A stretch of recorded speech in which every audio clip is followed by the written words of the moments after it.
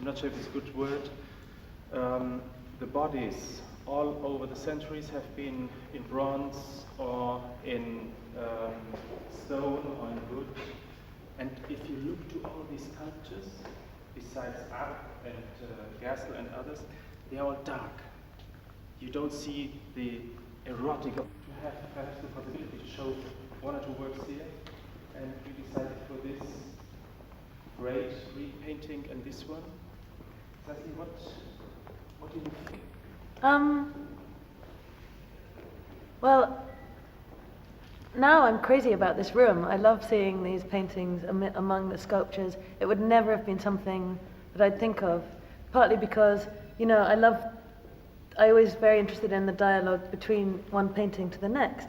I like the paintings to, you know, contradict each other. I like the sort of thing of going from one work to the next, and that's another way in which I like to, you know, keep questioning where the viewer stands in relation to the thing. But this, I think this room's kind of insane in a really good way. It's just so unexpected. I think, I mean, it's great for me, of course, it's always great to be able to see your work with a lot of space, a lot of distance. And then I think I'm very excited about it. You know, we changed these sculptures a little bit. This especially, I like I like looking from the painting back to the sculptures and seeing the relationship. See now, I worked a long time about sculpture, and they are in some kind dead. Not what I know the service. I know the transform.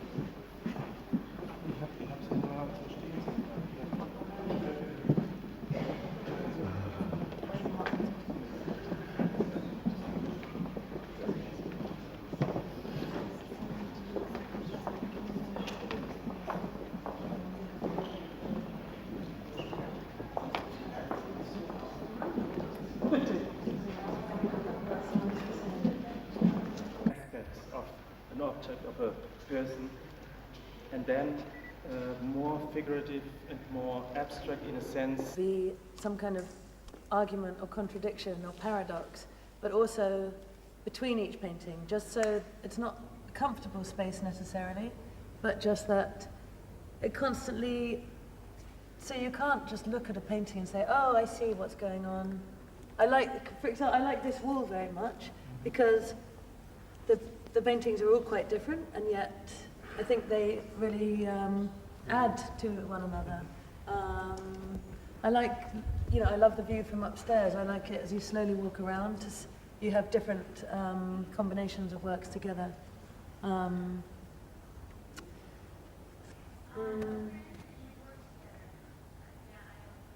like very much these three too, because you see the body, white, red. You see some birds, you think, and then you understand there are some penises. The one object becomes another. You see a face or a skull, and if you come nearer, really, in a sense, you have to look at a painting. Then you see little children. On the left, two people, man and woman. Formation in these paintings, what I really like, it's Goya inside, it's 19th century. It's something else which comes out into your paintings. So history, but in a totally imaginary world, perhaps. Yeah. No, it's that thing of just when I said, not meaning to be rude, about it's not describing. It's just this thing of I always wanted to make an equivalent for the thing, like even if it's about flesh or about sky or a tree or a bed. That not to think how does that thing look, but how do you make in paint a new a stand-in for it, something instead, not to try and list its qualities, but to how do you say it in paint in a new way, hopefully a new way, which of course is almost impossible. But you know, how do you do something fresh? Und das ist eigentlich das Schöne. Der zweite Raum hier noch, und dann gehen wir wieder hoch.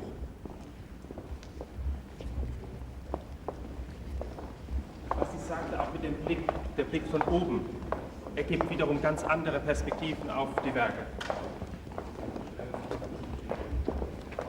Abstrakt informellen Landschaft oder Vorstellung. Im hinteren Bild, was wunderschön ist, mit auch wieder Fleischfarben, kommen plötzlich irgendwelche Elemente, Leitern, andere Teile hervor. Oder auf der anderen Seite, wenn man die beiden roten Werke sieht, sie gehören zusammen und doch konkretisiert sich hier etwas, was hier schon wieder aufgelöst wird. Es ist immer ein Aufbau und gleichzeitige Zerstörung von Bildwelten in between. Schaume's word is beautiful, is art something in between. Here is painting between many polarities. Yeah, I like the idea of catch something at the moment of becoming, you know? Or Yeah, you said before, a way Yeah. to something and not a concrete, yeah. sorry, I'm repeating myself already. No, it's good to understand. Yeah. Concentrated, and you know, after sort of 6 months, then it changed completely in 2 days, and then that was it. So it's the only one I've done. Yeah. That looks, it's the only one like that. This is it's called wood. I kind of think of subject too clear, so sometimes I'm not really sure how much to say.